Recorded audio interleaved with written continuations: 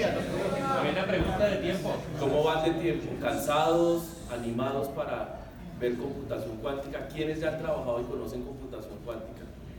¿Trabajado no? Pero ya han hecho. Sí. ¿Sí? Bueno, bien. Ya me alegra que vemos cada vez más manos levantadas en computación cuántica. ¿Y quiénes se consideran que son los siguientes visionarios emprendedores en computación cuántica acá?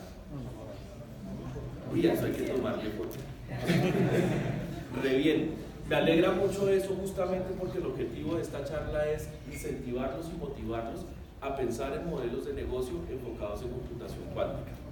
Llevo todo el día pensando cómo hacemos esta charla, porque es que explicar computación cuántica y aparte todo en 25 minutos es un poquitico complejo. Entonces, quiero pasar primero algo acá importante. Siempre comienzo esta charla con esta frase de lecciones de liderazgo de Steve Jobs, que fue Walter Isaacson en su libro, que escribió más o menos 14 lecciones de Steve Jobs. Pero la más importante para mí es algo como esto: cuando te quedes atrás, da un salto más adelante. Justamente porque la historia que él comenta cuando salió el iMac, sacan ellos el computador sin unidad de CD y coge, le dice Jobs al diseñador, le dice Hewlett Packard nos tomó la delantera, sacó un computador, un desktop con unidad de CD. Entonces el diseñador le dijo algo como: el próximo lo sacamos con DVD quemador. Y Jobs le dijo: ya eso no tiene sentido, tenemos que dar un salto y llegar a lo nuevo que se esté creando. Y se inventó iTunes y el iPod. Y ahí comenzó todo el proceso de revolución. Si ustedes se dan cuenta de ese salto tan gigantesco que significó esas tecnologías, computación cuántica puede ser eso más o menos multiplicado por 1000. Ese es el cambio de tecnología al que nos estamos enfrentando en computación cuántica. Voy a mostrarles el demo de esto funcionando. Pero antes quiero darle un agradecimiento a Juan Pablo y a Félix Muñoz, dos personas de mi equipo. Bueno, yo no me presenté un poco, soy del grupo Bernier, es mi startup. Y Juan Pablo y Félix son dos personas de mi equipo, dos pelados sinceramente genios que están ayudándonos a crear computación cuántica. Pero hoy también me siguen apoyando aquí otras personas de mi equipo. Por acá está Juan Manuel Goenaga, está Claudia Marcela y Ariel, que son parte del equipo del grupo Bernier y que ayudan a construir todo esto. ¿Por qué les muestro esto y les hablo de un equipo no solo de 5 personas acá, sino detrás como de unas 10 o 12 personas más? Porque crear computación cuántica no es una sola persona. Iba a decir un mechudo, pero me ven a mí, ya no me van a creer lo de mechudo. ¿Sí? Entonces, no es una sola persona sentada y escribiendo código. Es un equipo interdisciplinario de personas creando nuevas soluciones, formas y modelos de entender el mundo, sea de lo que ustedes estén estudiando, de la forma psicológica, de la forma humana, de la forma económica, de la forma matemática, y entenderlo en modelos y llevarlo a un código totalmente diferente. Quiero mostrarles aquí un poco el tema del código en computación cuántica. Bueno, se ve la pantalla, ya eso es, pongámosle. ¿Todos alcanzan a ver por ahí el código? Sí. Listo. Primero voy a poner a ejecutar esto. Este es un algoritmo que genera un pequeño listado del 1 al 13, cuáles son los números primos. Yo les pregunto a ustedes, si les dijera hoy en C# o en JavaScript o en cualquiera de los lenguajes tradicionales de computación que tenemos, ¿cómo hago un listado de los números primos? ¿Qué se les ocurre? Un for, y voy mirando si de pronto con el mod del 12 y del 13 si tiene residuo. Que ya están en una matriz para dividir los que voy a encontrar en esa matriz. Algo de forma secuencial. Computación cuántica y el algoritmo que ustedes van a ver resuelve toda la lista de números primos en un solo instante. Primer punto, vamos a utilizar QSharp, que es el framework de Microsoft para generar computación cuántica. Es simulación hoy en día de qubits. Entonces esto se está simulando en un equipo, digamos, medianamente normal. Esto es un servidor que tiene 2 procesadores de 12 cores con 64 GB de RAM, y ahí se van a ejecutar unos pocos qubits. No, yo sé que ustedes tienen máquinas más grandes. Eso es para un if, nada más. Entonces voy primero a ponerlo a correr. ¿Por qué lo pongo a correr? Acuérdense que son simulados y le va a tomar un ratico. Más o menos unos 5 minutos le puede tomar a esto procesar la simulación. Mientras tanto vamos a hablar un poco del código y al mismo tiempo que hablamos del código les voy a ir explicando algunos conceptos de computación cuántica para que los podamos entender. Voy a cerrar estas de aquí para que se vea más el código. El primer concepto que quiero que hablemos es uno que se llama superposición. ¿Alguno de ustedes conoce qué es la superposición? Esta ventana no quiere cerrar. Cuántica. ¿Quiénes conocen superposición? Superposición, si lo lleváramos al estado técnico de física, significa la capacidad del spin de electrón de estar en varias cargas energéticas al mismo tiempo. Si lo quisiéramos explicar de forma más sencilla, les tengo 3 ejemplos. El primer ejemplo me gusta a mí mucho. Imagínense ustedes una moneda y ponemos a girar la moneda. Si yo la tengo quieta, o es cara o es sello. Así como estábamos en el juego después del almuerzo, que era, ¿cómo era? Cara y sello, algo por el estilo, ¿no? Lo que nosotros llamamos acá. Si yo pongo a girar la moneda muy rápido, ¿cuál de las dos veo? Ninguna de las dos. Y ambas al tiempo. Ninguna y ambas al tiempo, ¿cierto? Eso es superposición. No veo ninguna de las dos. Ninguna ni ambas al tiempo. Tengo un ejemplo más chévere y me lo dio uno de nuestros colaboradores, Juan Manuel Goenaga. Entonces él coge y me dice a mí: la superposición es como el estado de mi señora. Dice, está feliz y brava al mismo tiempo. Ya es una forma de explicar la física más coloquial, ¿no? Digo yo. Y Ariel, que también está en mi equipo, coge y me dice hoy: bueno, lo puedes explicar con el demo. Hemos visto una cantidad de demos, algunos han tenido algunas situaciones, entonces el mío puede tener alguna situación. Entonces está en superposición, funciona y no funciona al mismo tiempo, ¿sí?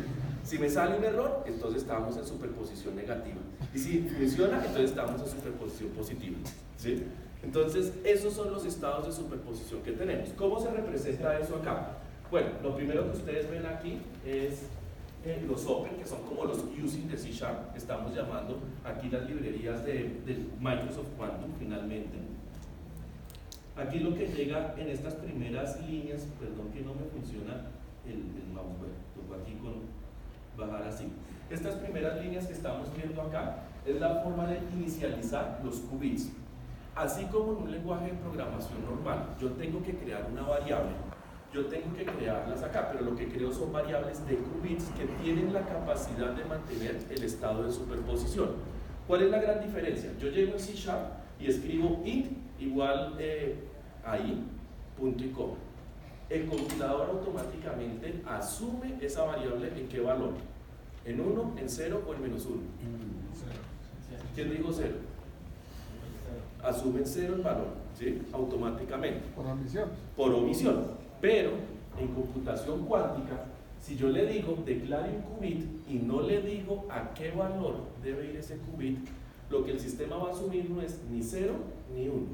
Va a asumir que está en un estado de superposición desconocido para el procesador cuántico. Eso significa que de ahí en adelante todas las mediciones van a tener un alto grado de error. Por ello, yo tengo que inicializar siempre todas las variables de computación cuántica, ya lo vamos a ver aquí más abajo, a un estado específico. No son estas que están aquí en ceros. ¿Cuál es el estado específico? Se llama el estado de tierra.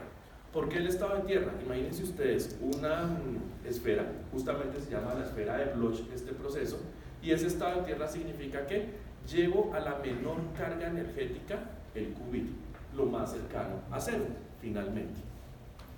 Esa función lo que hace es eso específicamente. ¿Cómo lo hace? Con esa compuerta que está allí en la línea 15, si no me descacho, que dice x entre paréntesis q1. Y q1 es lo que recibe él en un método para hacer el estado de superposición. Entonces, esa primera compuerta lo que hace es llevarlo simplemente a un estado de tierra. ¿Por qué lo hacemos de esa forma? Para comenzar a limpiar los estados de la computadora cuántica. Después de esto vienen aquí una declaración de una serie de variables que estamos utilizando.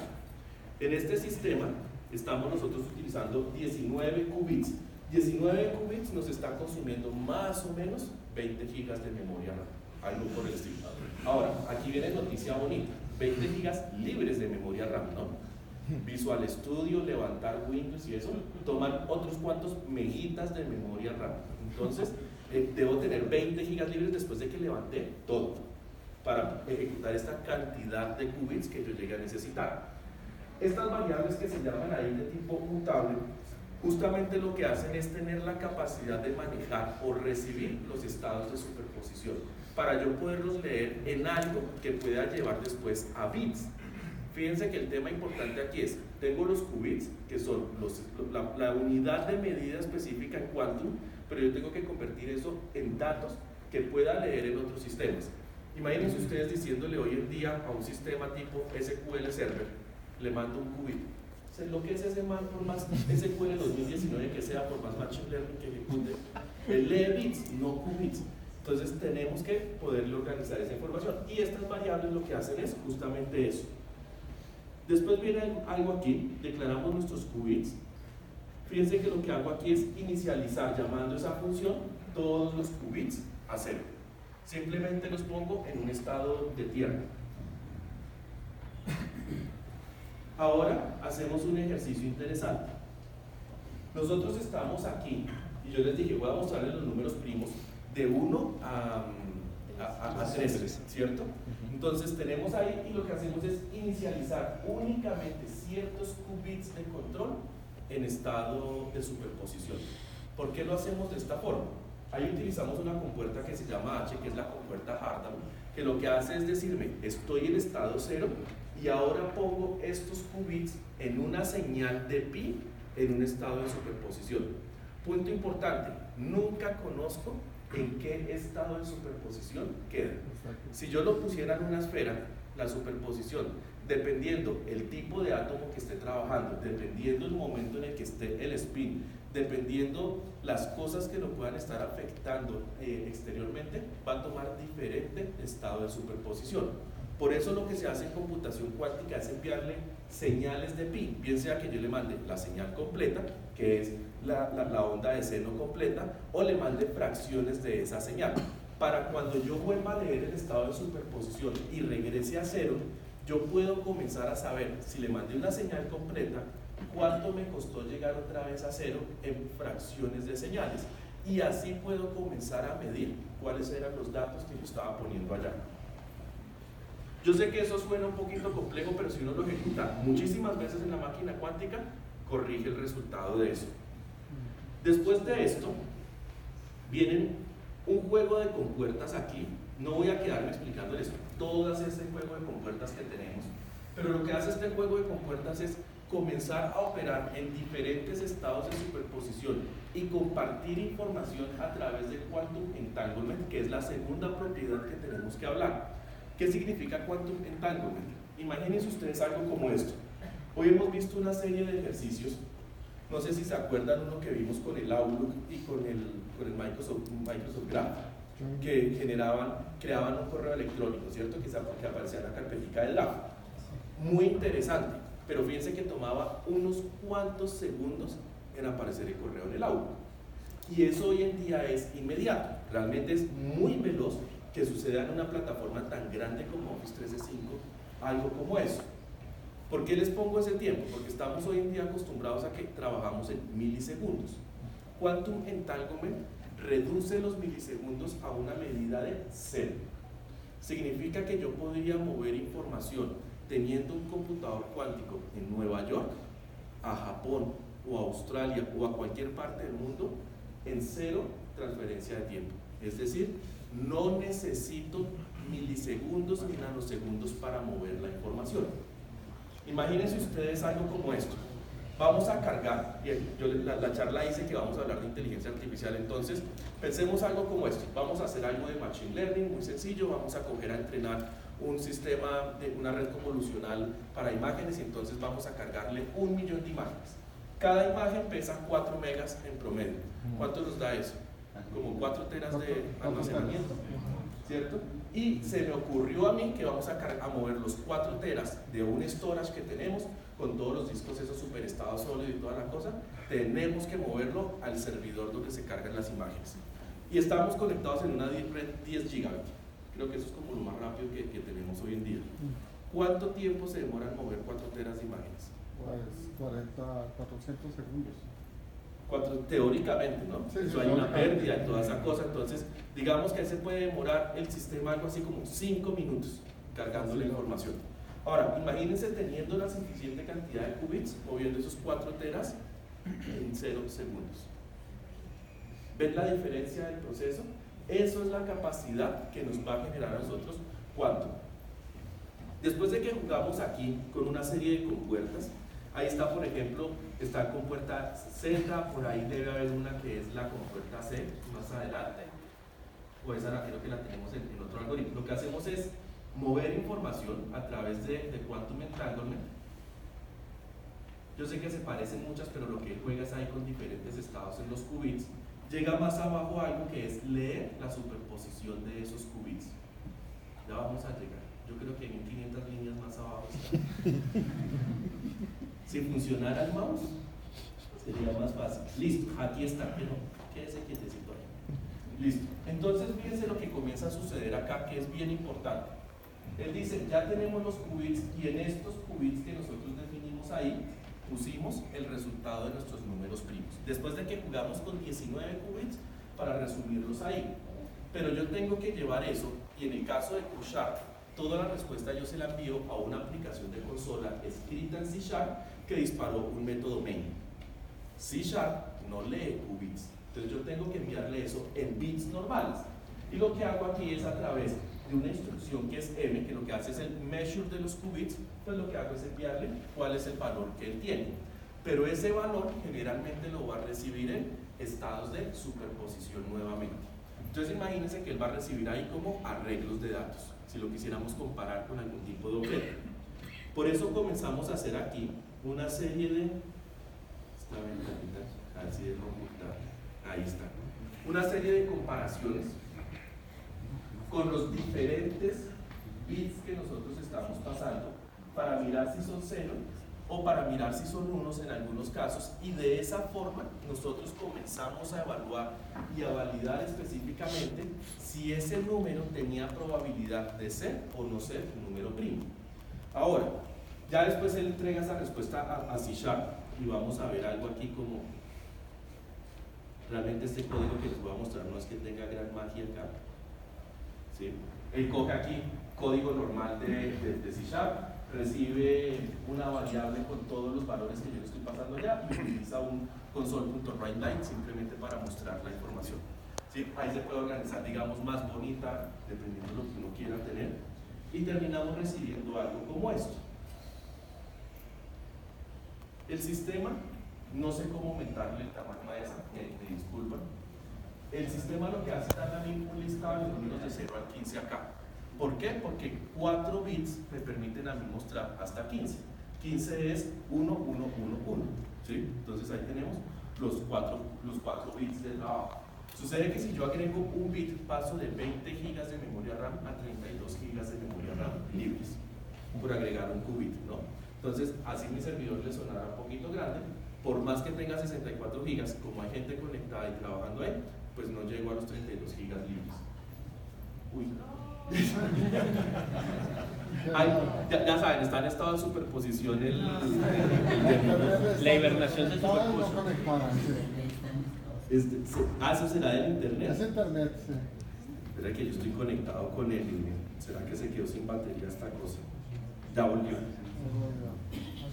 Uy, me toca no mover. O dejar el celular allá que... Eso, dejémoslo ahí. Listo.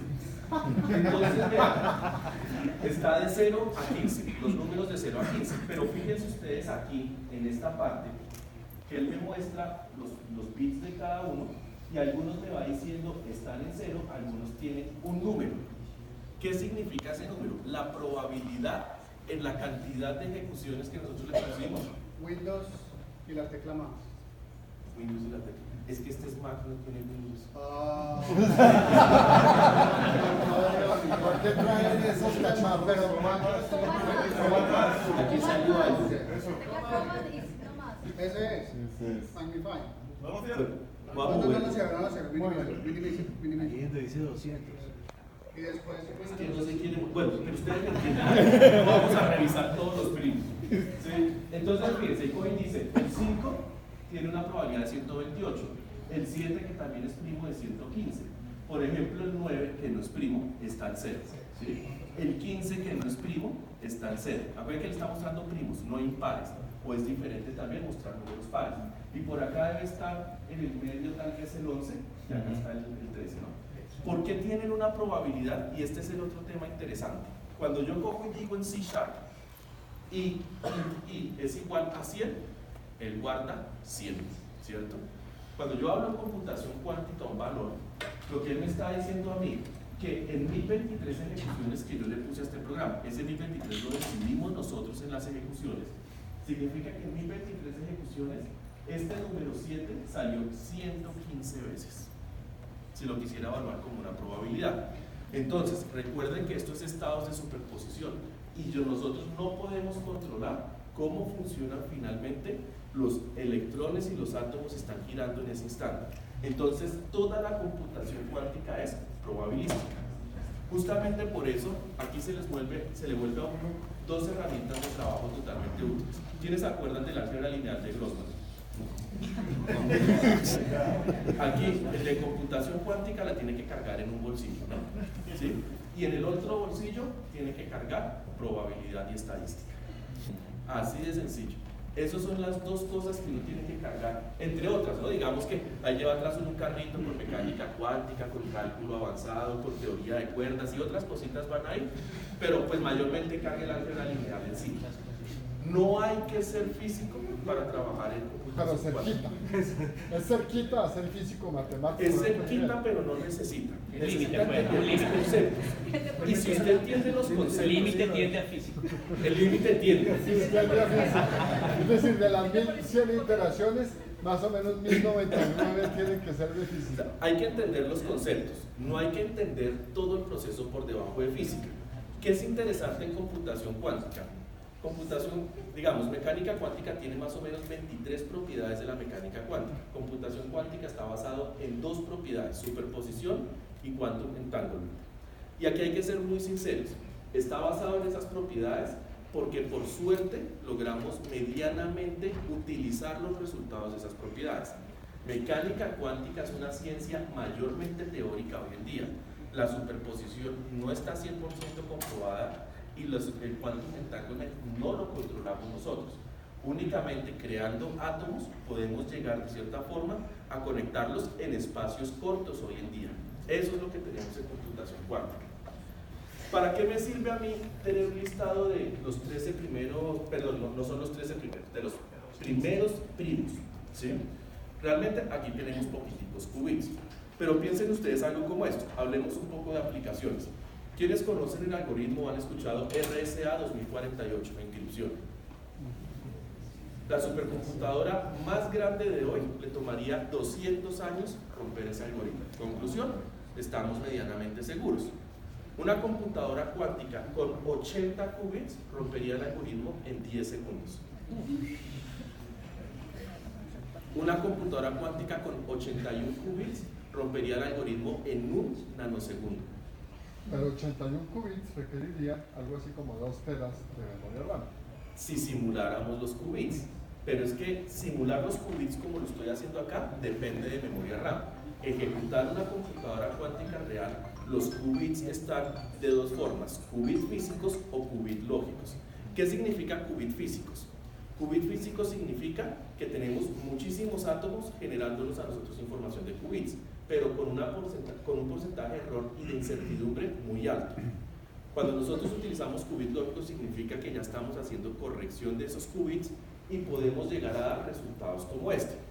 No quiero nombrar la marca, pero hoy en día ya existe una supercomputadora cuántica con 20 qubits y esa misma marca está llegando ya a los 50 qubits lógicos, corregidos.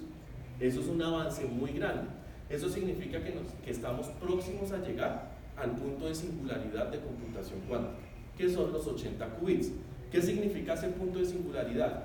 Que cogemos todo el poder de cómputo que existe hoy en día en el planeta, todo, cuando no son solo las supercomputadoras, ni los portátiles, sino todo el poder de cómputo, aparaticos y todo, lo sumamos, en ese momento son 80 qubits y de ahí en adelante la computación cuántica va a superar toda la demanda de cómputo que nosotros hoy en día tenemos. Bueno, les decía para qué sacar estos de los números primos. Entonces les decía, RSA 2048 vamos a poderlo romper muy rápido. ¿Cómo se rompe un algoritmo de ese tipo?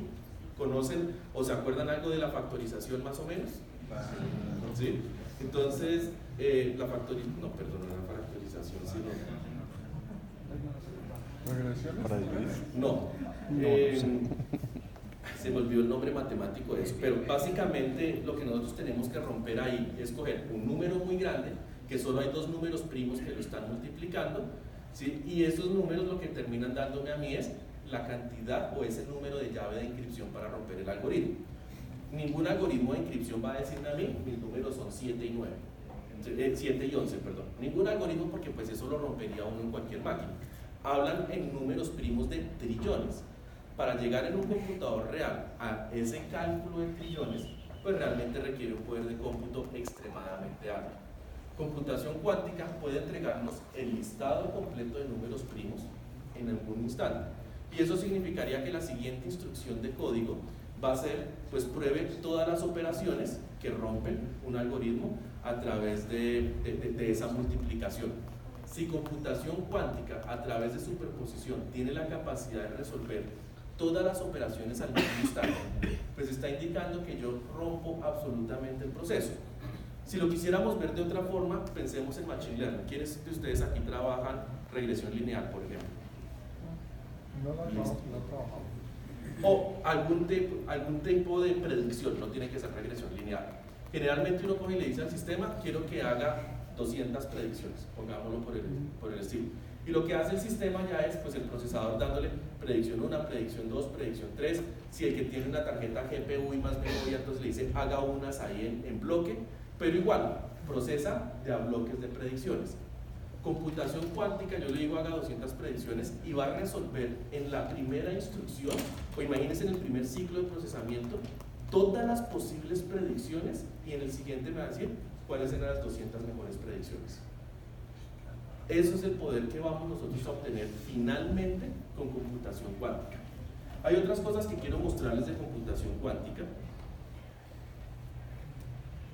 Ya les expliqué varios conceptos de eso. Les decía, bueno, inteligencia artificial no es ni doble por si alguien lo pregunta. Entonces, hay unos temas importantes. falta el mini-mi. Me falta, sí, hay vacante de mini-mi ahí en la empresa.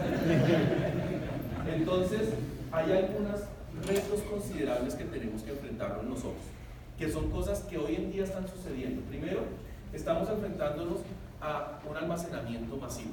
Realmente cada vez el almacenamiento crece y crece y crece. Hoy en día hablar de bases de datos de 1 tera, pues es cositas así pequeñitas. Hace tal vez 3 semanas hablaba con una empresa colombiana muy interesante que hoy me dice, nosotros tenemos un data lake de 5 petabytes. Y me decía el man, ese es pequeñito. Nuestro partner en Reino Unido tiene un data lake como de 200 petabytes. Esos son los tamaños de información. Si nosotros logramos reducir u optimizar eso utilizando computación cuántica, pues vienen cosas diferentes. Manejo de variables complejas y estructuras complejas de datos. Entonces pensemos en algo como esto. Visión computacional e inteligencia artificial es de las cosas que mayor procesamiento demanda, que son más exigentes y más costosas. Una GPU, por maravillosa que sea, o una TPU, por maravillosa que sea, pues terminan siendo lentas al lado de computación cuántica. Manejar el error, manejar los sesgos. Yo puedo hoy en día integrar mayor cantidad de información en un proceso. Digamos, la carencia que tienen algunos algoritmos para integrar mayor cantidad de información. Hoy en día una de las primeras cosas que nos dicen en Machine Learning es organice datos, trate de filtrar datos y no meta lo que no le sirve, porque es que lo que no le sirve le genera procesamiento y ese procesamiento le cuesta al final del día, ¿sí? Carencia de sentido común. Computación cuántica, al tener la capacidad de estado de superposición, nos permite analizar casos que hoy en día no podemos analizar simplemente porque son mucho más costosos procesarlos. Imagínense algo como esto. Hoy en día nosotros tenemos que escribir código para una serie de oportunidades o una serie de casos. Aquí vamos a escribir código siempre para estudiar todos los posibles casos en el universo de la población que estemos analizando. El cambio en la mentalidad de programación no es simplemente decir, aprendo a programar en compuertas cuánticas. El cambio significa pensar de ya no más programación paso a paso o secuencial, por más asíncrono que tengamos hoy, por más paralelo que tengamos hoy, significa comenzar a pensar de forma matricial y multidimensional para evaluar todos los casos. Mejor entendimiento de las entradas, equipos interdisciplinarios y carencia de generalizar toda la información. Estos son algunos de los retos a los cuales nosotros nos enfrentamos con computación cuántica hoy en día. Ya les comenté algo más o menos que es computación cuántica, por eso decidí comenzar con el demo. Hay algo importante, esto tiene, como todo cuento, un príncipe, y todo en computación cuántica funciona gracias al estado de spin del electrón. Hoy en día, la tecnología más prometedora de computación cuántica, y tengan algo en cuenta, no existe todavía 100% computación cuántica, por más que existan unas máquinas muy avanzadas. Pero todo depende del estado de spin del electrón. Y esto se está logrando con con átomos fabricados específicamente. Comenzamos utilizando computación cuántica con helio e hidrógeno, porque son los átomos más sencillos y tienen un solo electrón, pero nos dan muy poquitos qubits. Hoy en día estamos creando átomos que sirven específicamente a través de superconductores en computación cuántica para manejar mayor cantidad de qubits y para que tengan menor interferencia. ¿Cuál es el gran reto acá? Sucede que, así como este cuento tiene un príncipe, pues se imaginarán que también tiene pues, su villano. Y el villano es la incertidumbre. El solo hecho de observar el estado de spin del electrón significa que cambia el valor de carga energética que tenga. Por eso debo tener muchos para hacer la corrección. ¿Qué dice el principio de incertidumbre si uno lo quisiera ver de forma científica? Que entre más conozco yo de un estado o una propiedad, menos conozco de las demás. Por ejemplo, entre más conozco de la velocidad del objeto, menos conozco de la posición. Imagínense ustedes algo como esto. Una cámara, puede ser las cámaras que tienen hoy en día los celulares, y no lo ponen en slow motion, que es supremamente rápido, ¿sí? o digamos rápido para tomar todas las imágenes. Y yo le digo, quiero grabar cómo sale una bala de una pistola. Seguramente por más slow motion lo que voy a ver es algo como una raya, no voy a ver la bala exacta. ¿Por qué? O mido velocidad o mido la posición. No puedo decir en qué momento estaba la bala o en qué posición, por eso la veo como una raya, porque estoy captando la velocidad a la que va. Ahora, si yo pongo una cámara mucho más avanzada en esa capacidad slow motion, seguramente voy a ver la bala perfecta, pero va a ser mucho más complejo medir cuál era la aceleración que tenía esa bala. Lo mismo sucede con esto. Entre más yo conozco la carga que tiene el spin del electrón, menos conozco los demás factores del spin del electrón, como su otra parte de superposición o como el quantum entanglement. Por eso tenemos que correrlos en muchísimas cantidades. Aquí hay un poco como para entender más qué son los qubits. Entonces, los qubits se representan en esta esfera, que es la esfera de Bloch, y justamente por eso asumen una capacidad de 3 dimensiones. No son simplemente 1 y 0, sino al mismo tiempo yo puedo moverme en el eje Z. Entonces ahí es donde realmente comienzo a tener estados de superposición que interesan. Yo sé que tengo una animación, bueno, aquí habla de los bits normales y los de superposición, que los quantum están en todos. Pero esta me gusta un poquito más. Me gusta más es justamente por esto. La representación, y por eso les decía álgebra lineal, la representación de los qubits, así sea un solo qubit, siempre es matricial. A medida que crece la cantidad de qubits, mi matriz va aumentando. Fíjense eso que nos decía ahí la animación, 40 qubits sería más o menos 16 teras de memoria RAM. ¿Sí? ¿Cuántos de ustedes tienen máquina con 16 teras de memoria RAM? Bien, bien, necesito hablar con usted. Tengo un imaginario. La estoy soñando ya. ¿Sí? Entonces, y el solo hecho que aumentáramos un qubit más, pues va a aumentar esa cantidad realmente exponencial. Ya hablamos un poco sobre cuál es la superposición, ¿sí? Y fíjense que la superposición significa, me gusta cómo sale esta imagen allá, Aquí nos está explicando los dos estados normales que podemos tener. Superposición con todos los punticos y colores que están allá. Comienza a mostrarme a mí y a decirme cuáles son los posibles estados. Piensen eso siempre en 3 dimensiones, no solo en alto y largo, sino tenemos el ancho en el cual se mueve. Por eso siempre se habla de los qubits en la esfera de Bloch. ¿Eso qué significa? El primer cambio de mentalidad al que tenemos que enfrentarnos en todo este proceso no solo significa pensar en compuertas, pensar en álgebra lineal, significa comenzar a pensar en más dimensiones. Y más dimensiones no son 2 o 3 dimensiones, significa utilizar 30, 40, 100, 200 dimensiones, porque esa es la capacidad que nos va a dar a nosotros los qubits realmente. ¿Qué aplicaciones existen para esto? Y aquí es donde tenemos la gran oportunidad. Yo creo que los que venimos en tecnología hasta hoy y que utilizamos lenguajes tradicionales o los servidores que existen o la tecnología que existe, venimos parados en hombros de gigantes hace muchos años. Aquí la gran oportunidad es crear tecnología para todas estas áreas de negocio. Y lo finalmente que les quiero decir es invitarlos, y ya que varios alzaron la mano y decir somos los siguientes visionarios y emprendedores en computación cuántica, todo está por crear en computación cuántica y las oportunidades son gigantescas. Y ya creo que con eso terminé. Muchas gracias.